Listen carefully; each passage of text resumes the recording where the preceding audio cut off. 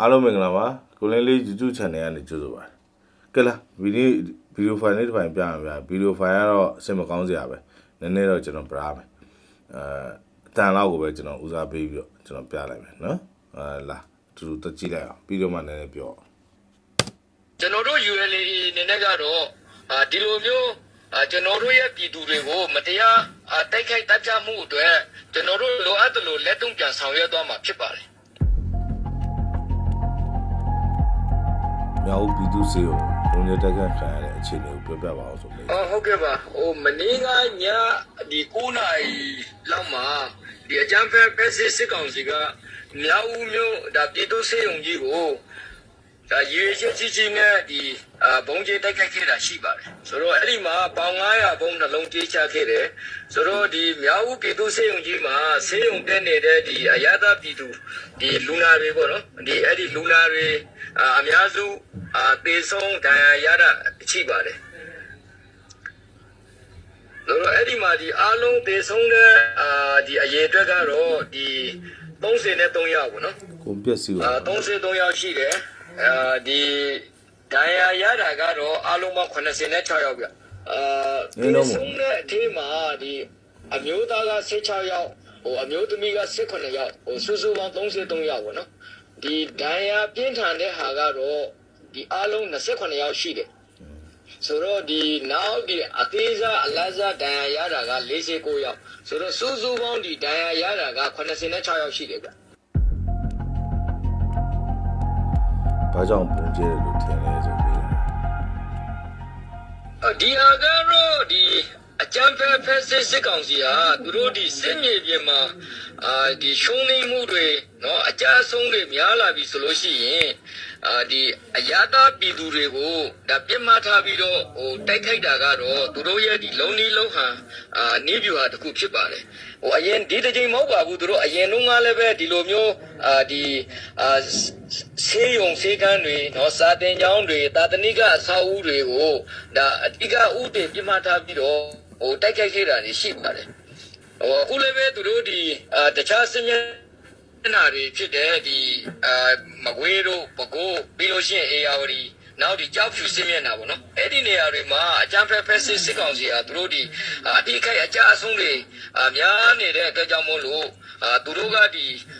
ရခိုင်အရသာပြည်သူတွေကိုဒါဒီလိုမျိုးပြစ်မှတ်ထားပြီးတော့မှဒါတိုက်ခိုက်တပ်ဖြတ်တာဖြစ်ပါတယ်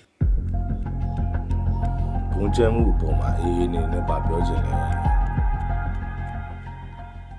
ဒီဟာကတော့အကြမ်းဖက်ဖက်စစ်ကောင်စီရဲ့ဒီစစ်ရာဇဝမှုကိုပြောင်ပြောင်တင်းတင်းဒါရှင်းရှင်းလင်းလင်းမြင်ရတဲ့ဒါဖြစ်စဉ်တစ်ခုဖြစ်ပါတယ်သူတို့ရဲ့ဒီစစ်မြေပြင်မှာရှုံးနိမ့်မှုတွေကိုအရသာပြည်သူတွေကိုဒီလိုမျိုးတိုက်ခိုက်တပ်ဖြတ်ပြီးတော့မှဒီအကြမ်းဖက်မှုတွေကျူးလွန်ပြီးတော့မှဒါလက်စားရှည်တယ်ဆိုတာကတော့ဒါဟုတ်တာပေါ့နော်ဒါအတော်လေးဒီရုံမှာအောက်တန်းကြတဲ့ဒီစစ်သားမဆန်တဲ့လောက်ရတစ်ခုဖြစ်ပါတယ်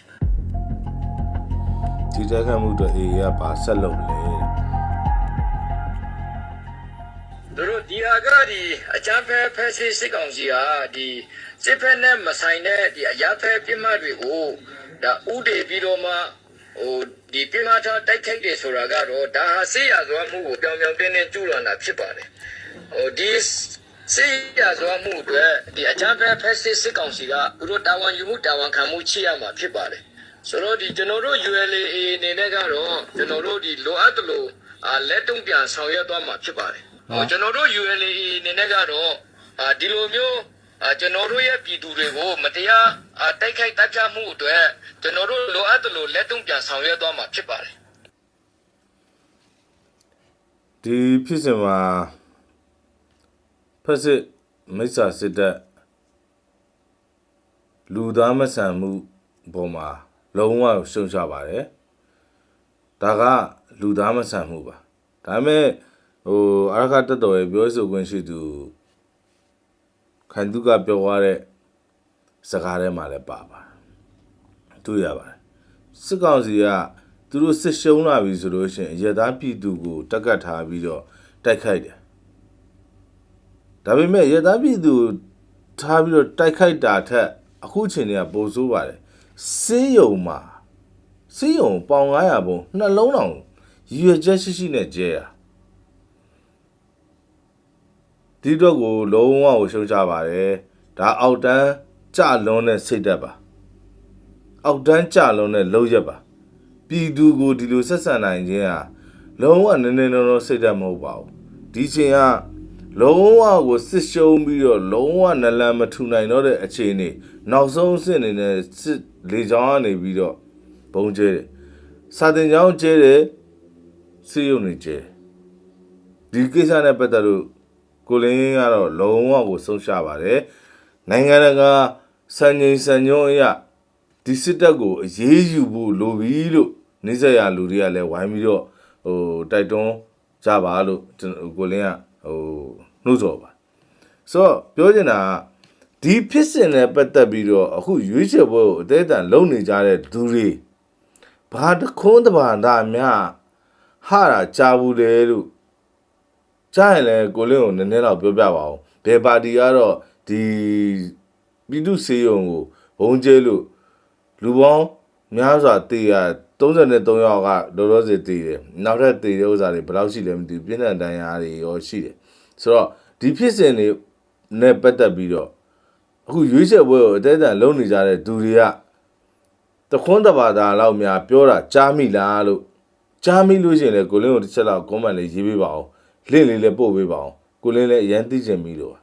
အားလုံးကျေးဇူးတင်ပါတယ်ရေးတော့အောင်ကိုအောင်ပါပဲဗျာ